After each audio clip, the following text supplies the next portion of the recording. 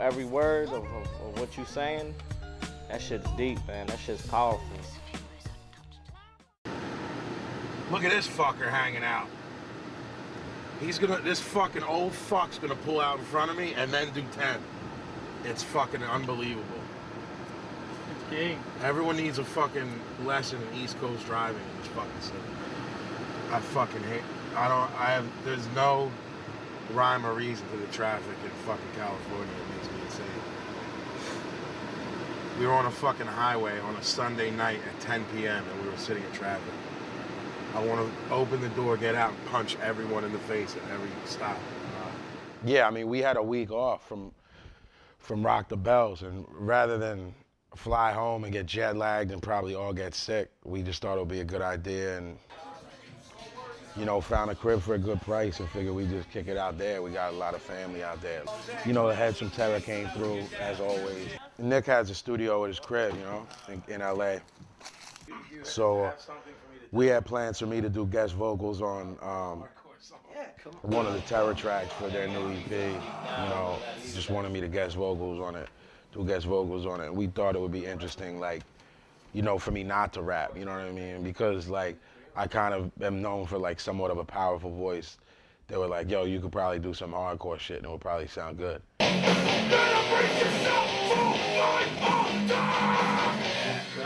Shit's hard, cool.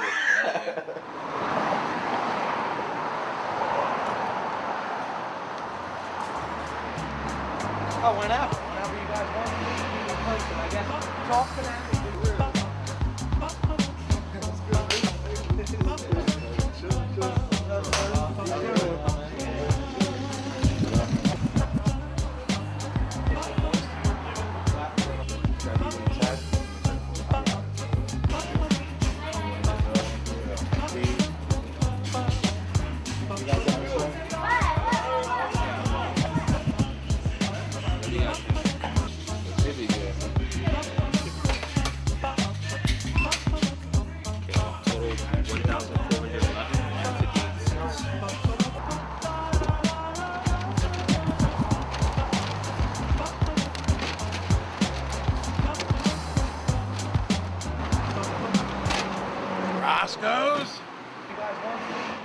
Like, as far as the Army of the Pharaohs, like, by the mid-90s, you know, I've been running around and making music with so many people, like,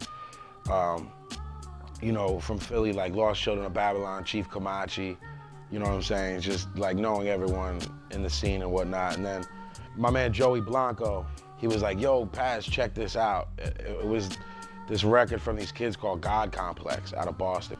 So I copped it, brought it home, listened to it, loved the record, you know, sort of felt that they were kind of doing the same thing I was doing or trying to do.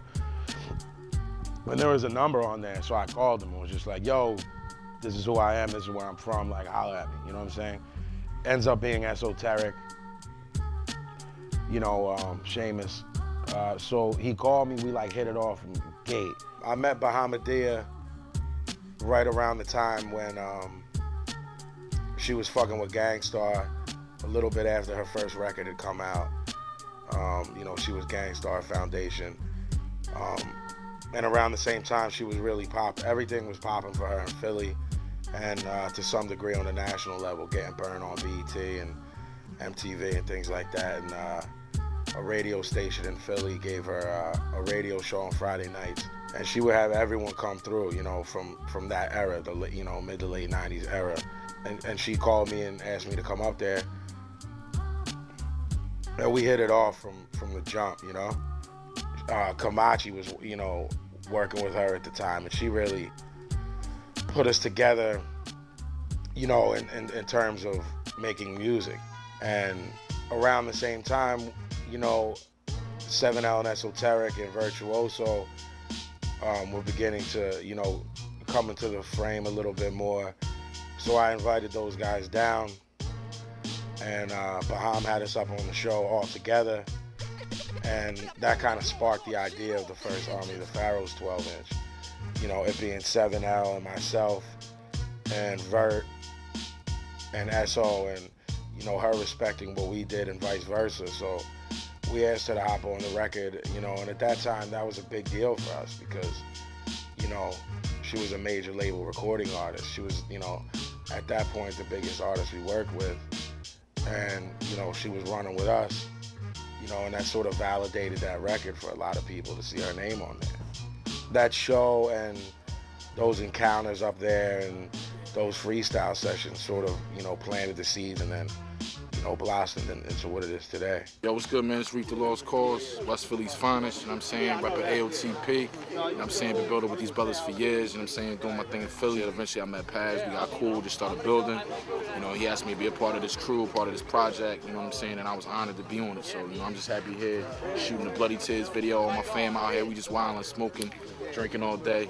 It's just a good thing for everybody, you know what I'm saying? Because the Jedi Mind Tricks, you know, fan base and networking is really big, and, you know, this is Paz helping everybody out, you know what I'm saying, reaching back, you know what I mean, putting his peoples on, or at least in position to make some moves to get their name out there. So I'm grateful for that, you know what I'm saying? Yeah, I mean, I feel less pressure with AOTP, but not because I feel less pressure to make quality music. I feel the same amount of pressure to make a great album. I feel less pressure in the respect that I have so many talented people around me that I don't feel all the weight on my shoulders, you know what I mean? Like, when you're working with people that you have faith in, and you know, yo, we're gonna do this song, I gotta spit a 16, but everyone else is gonna beast on it. There's that friendly competition too that makes you like, yo, he killed that, I'm gonna be a little bit more sharper, you know what I mean? I should rewrite my shit, or I should do this. But, you know, a lot of producers want to work with us, so, you know, we get tons of beats, so, you know, that part of it is fun, hearing new kids, you know, make good beats. But it really, both projects are about good beats and good rhymes, you know what I mean? And there's equal amount of pressure with both, because you never want to give the fans bullshit. But I guess I feel less pressure in the respect that, like, I don't have to carry the weight lyrically, you know what I mean? I like being executive producer more than I like being an artist. I think I'm probably better at that than I am at being a rapper. I always, like, everything I'm involved in, I know good beats. I know how artwork should look. I know what people should be on what, you know what I'm saying? So, like, I love doing that shit. I want to keep doing that. I want to keep finding good artists and help nurture what they do in their career and whatnot. We make that music for the streets, man. We make that hardcore shit, man, for everybody. For the streets, man. It ain't for your kids. It's for them hardcore motherfuckers, man. You know what I mean? It's for them niggas that don't give a fuck, you know what I mean? Been through the grind, been through the struggle, been through all that shit, man. That's what it's for. Other than that, man, if you like that hardcore shit, you rolling with us, man. For real, that's what we bring, that hardcore hip hop, man. Cue the mention, AOTP for life, man. Viral click. That's it, that's good. It's like that. Word up. Top gun of this rap shit, cop guns to blast shit, nigga, what's the Hold out, hello. 1300 GPS got us lost. All the fucking two idiots in the front seat got us lost. I'm not sitting in the front with you.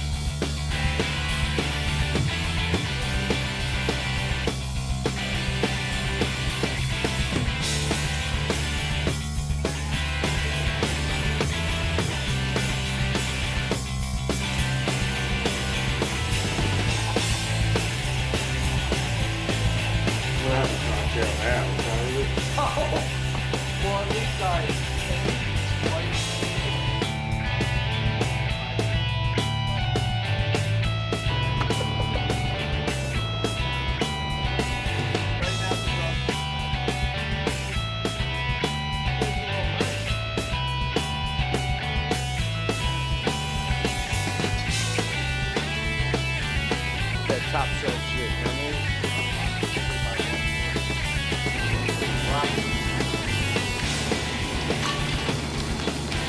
Yeah, dog. You sing old English, dog. Watch your back, you know what I mean?